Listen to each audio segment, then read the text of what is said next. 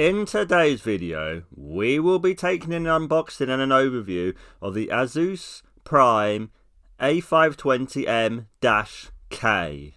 So this is an AM4 motherboard, and it's the A520 platform, so that's Ryzen 3000 and above.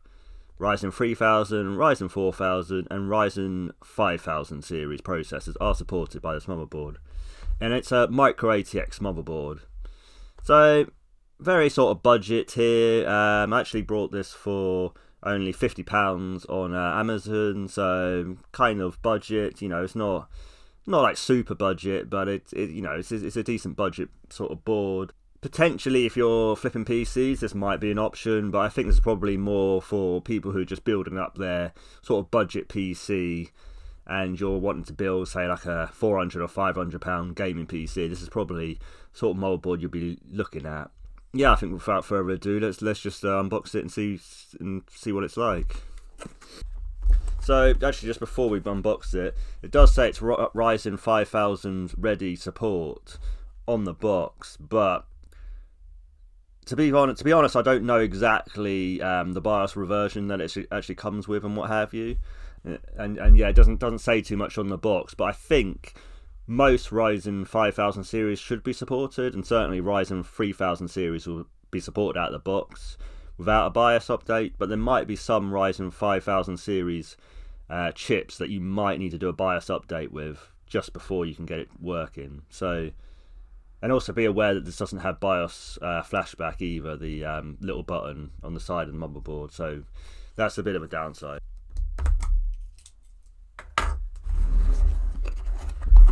So, as this is a budget motherboard, there's probably not going to be that much in it, no.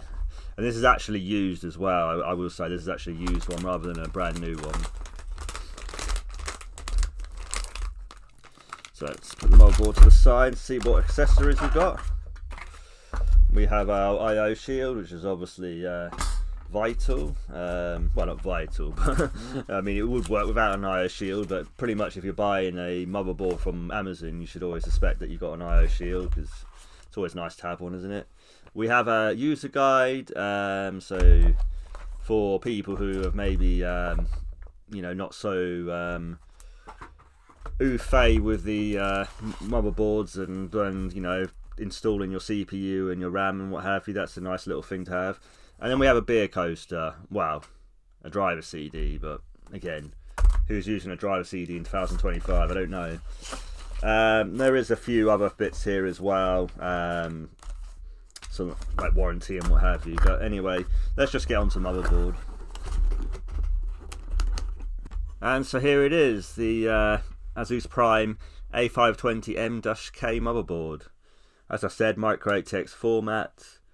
And if you haven't seen our sort of like unboxing and overview videos of the motherboards, then basically we sort of start in the top left hand corner, go all around the board and just talk about it and just sort of say what the features are and what have you. And obviously we put the specs up on the screen and what have you. And then we'll finally move on to that rear I/O right at the very end. So yeah, let's go. We have the 8-pin supplementary CPU power connector here, so it's pretty standard. It is an 8-pin rather than a 4-pin, so I think that'll be that might help you for those higher end CPUs, but I don't think many people are going to use like the very high end CPUs here. I mean, probably you're going to go, I'd say you're probably going to go Ryzen 5, well no, you could probably go Ryzen 7 5700X3D. I think that's probably about as far as you're going to go, or maybe even the 5800X3D. I wouldn't go any further than that with this motherboard, mainly because with the VRM setup you do have a 4x2 phase setup, and there is no heat sinks on the actual VRMs either, as you can see here. So yeah, you are going to be a little bit limited with your cooling there. I certainly would advise maybe like a tower cooler, because that maybe is going to give you a bit of drift down towards those VRMs, so give a little bit of cooling just naturally. And obviously if you've got case fans, that might flow a little bit of air across the VRMs, which will help as well. But you can get potentially those little heat sinks and just stick them on if you really are struggling with your VRM cooling. But I think it should be okay. Certainly if you're running anything like A Ryzen 5 3600 will be fine. Even a Ryzen 5 5600X will be fine on this motherboard. I mean, that's not going to take up too much power, so you should be fine running it on this motherboard. No problems. Those Ryzen 5 CPUs should be fine. So obviously our AM4 socket, because this is AM4 Ryzen, just remember as well, it's Ryzen 1000 and 2000 series isn't supported. So any of those first gen or second gen Ryzen processors aren't supported on here, and also the Ryzen 3 3200G and the Ryzen 3 3400G are not supported either on the A520 chipset, so just be aware of that. If you are going to go onboard graphics, you will have to go to something like a 5600G or 5700G or similar. We do get the retention brackets, which is nice here, so obviously that'll help for mounting coolers and stuff, and pretty much every motherboard should come with that anyway. But sometimes if you buy them off eBay, they're missing little things like this. But yeah, I do prefer buying my motherboards on Amazon, because then you do get everything with it with Amazon, I find, where eBay can be a bit hit and miss. Sometimes they include things and sometimes they don't, and you just have to really look at the pictures to make sure everything's included. We have one 4-pin CPU fan connector, and then there is one supplementary fan connector, 4-pin fan connector here, but I think that's pretty much it on this motherboard. So not a lot of fan support for this motherboard. You probably will have to use a fan splitter on that only spare fan header that you have for your case fans. And we do have a CMOS battery here as well, obviously, but that's again pretty standard. Let's just move on to the RAM. Only 2 slots for the RAM. This is DDR4 because it's AM4.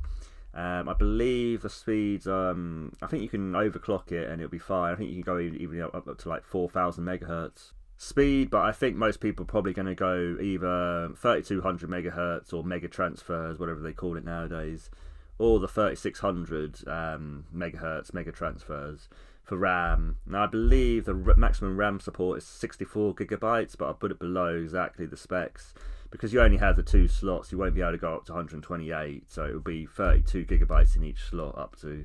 But I think for most people, they're probably just going to put 16 gigabytes in, and then that'll be that. Maybe 32 at very most.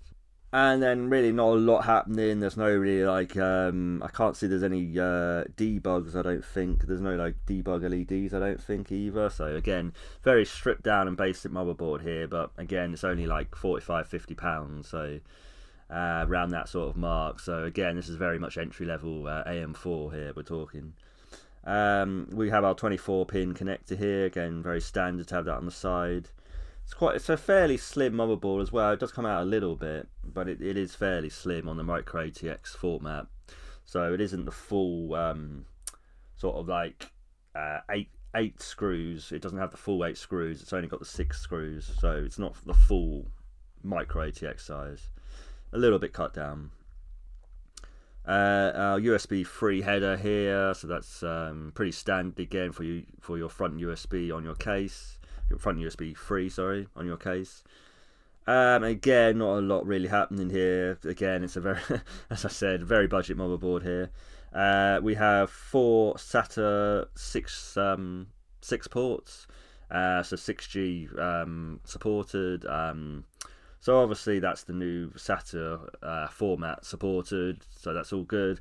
And they're all kind of nicely put down at the bottom there, so they're nice and out of the way. They're not going to get in the way of your graphics card or anything like that, and they're nice and easy just to kind of cable manage at the bottom there. So I think the positioning is nice of those SATA ports. That's something that Asus has done well there. I think well done. Then we have like all our funny front panel connectors, like your power button and all that sort of stuff, and that's pretty standard. Even like a speaker connection for like that Beep speaker that we have, so that's good. 2 USB 2 headers as well, so again that's a good support for maybe if you've got like a AIO that needs that, or legacy USB 2 ports on your front of your case, so that's good to have. We've got sort of like COM ports and stuff, but I don't think anyone's going to use that. And then we finally have the front audio your front audio jacks for your microphone and headphone jack at your front of your case, and there is SP diff out as well there, but again I don't think many people are using that nowadays in 2025. But again, pretty much a basic a sort of solid basic motherboard. I'd say this is nothing fancy, gonna get the job done and nothing more. And then talking about getting the job done, we have our main PCIe times 16 slot here. This supports PCI Express Gen 3, no Gen 4 support, unfortunately, on the A520 chipset. So maybe if you're running some of those more modern RTX 40 series cards, that potentially you might get slight bottlenecks from Gen 3 to Gen 4. But again, I don't think there's going to be much difference. But that might be something you might want to upgrade to B550 for, because you will get that Gen 4 support over the Gen 3 support. But I think for most people on a budget build, that's going to be fine. It's not going to be a problem. Then we have two PCIe times 1 slots. This is probably for like your Wi-Fi cards and all that sort of stuff. Probably most people aren't going to bother with this, and they're just going to have a big graphics card over there, and then that's going to be that. But again, they're there if you need them. And then our M.2 drive here. So we have support for one M.2 drive, which is NVMe SSD, and that's actually Gen 3 as well, because obviously the A520 chipset only supports Gen 3 rather than Gen 4, so you only get Gen 3 speeds even if you're using a Gen 4 NVMe drive. So again, a little bit of a limitation, but I think for most people, they don't need Gen 4 speeds, and Gen 3 speeds on an NVMe is going to be more than enough for pretty much everyone, so that's fine. So yeah, I mean, I think so far just a decent solid layout, budget, very budget motherboard, but we'll get the job done. And even on the I/O here, it's all very, very budget, but again, it's all about getting the job done with this motherboard. I think that's the big thing. No BIOS flashback on the motherboard at all, so please be aware if potentially you might have to do a BIOS update with an older CPU like a Ryzen 3 3100 or a Ryzen 5 3600 and then upgrade it later once you've done the BIOS update. But I think most 5000 series processors should work out of the box, but I can't guarantee it, just so you know. As I said, moving to the I/O, legacy PS2 ports, so that's maybe okay for those legacy keyboards and what have you, and maybe mouses. We have two USB 3 ports and another two USB 3 ports here. I think they're probably USB 3.2 Gen 1 or something, but I'll put it exactly below what it is.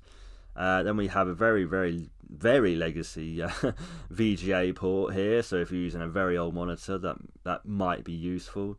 But then we do have a HDMI port as well for the other video out, so potentially you could hook up two monitors to this actually and have two video outs, but I think most people, if they are going to use onboard graphics, they're just going to use a HDMI connector, aren't they? So that's fine. And then we do have another two USB 2 ports here, so I do think 6 USB ports at the back of the motherboard in total is more than fine for a budget motherboard. I think that's the kind of standard acceptable that you kind of want for a budget motherboard. I think 4 USB ports is too low, 6 is fine, really 8 is kind of what you would love, but again, on budget motherboards, 6 is enough. And I mean, what you're going to have, a keyboard, mouse, a headset, maybe some kind of USB drive or something else. I mean, really 6 is more than enough, really, let's be fair. That's not a problem. Then we do have a LAN port here, an Ethernet port, which is 1 gigabyte. LAN port, Ethernet port, so again, pretty decent. Not 2.5 gig. You probably would want 2.5 gig nowadays, but it's not going to be that bad. And certainly if you're using Wi-Fi anyway, that you'll get slower speeds than that anyway than the 1 gigabyte Ethernet port. So I wouldn't worry about that too much. Again, for 99% of people, that's going to be fine, and for the rest of the people that need that, they just need to buy the better motherboard. And then standard audio at the back, those 3 connectors for headphone and microphone and what have you. And yeah, I think that pretty much sort of sums up the board, really. I mean, again, very sort of basic, get the job done, nothing fancy here. That's probably the best thing I can say about this motherboard, really. Again, micro ATX, so that'll help if you're building a smaller computer and you're building it into a micro ATX case. Then obviously that's going to be, you know, nice for you, because you'll be able to keep costs down, and it will still look good as well. You won't have that you know, if you're using an ATX case with a micro ATX board, it does look a bit funny, doesn't it? So I think the micro ATX form factor is fine for this very budget motherboard. It wouldn't make sense to have an ATX board with such low features on it. It just wouldn't make sense. So I do think micro ATX format is correct here. And overall, yeah, if you want something budget to get you up and running on the Ryzen platform, AM4 Ryzen, you know, this is going to get the job done. So hopefully you liked that video, guys. Please leave a like if you did. You know, let me know if these sort of videos are things that you like or if you don't like them.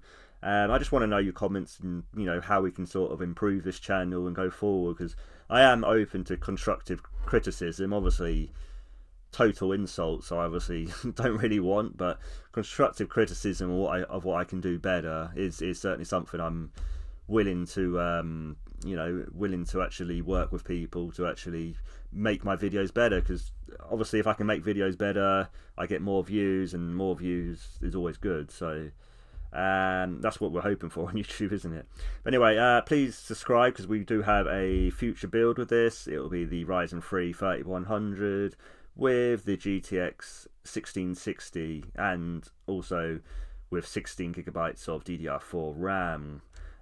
So that's going to be a nice little build, and we are going to do it with that Montec case that we did in the last video as well. So I think that'll be a really nice little build. Actually, I'm looking forward to that one. So I hope you are too. So please subscribe for that, and please, like I say, comment. It always helps our videos and what have you. So I think that really just wraps it up, guys. And as always, I'll see you in the next one. Bye, guys.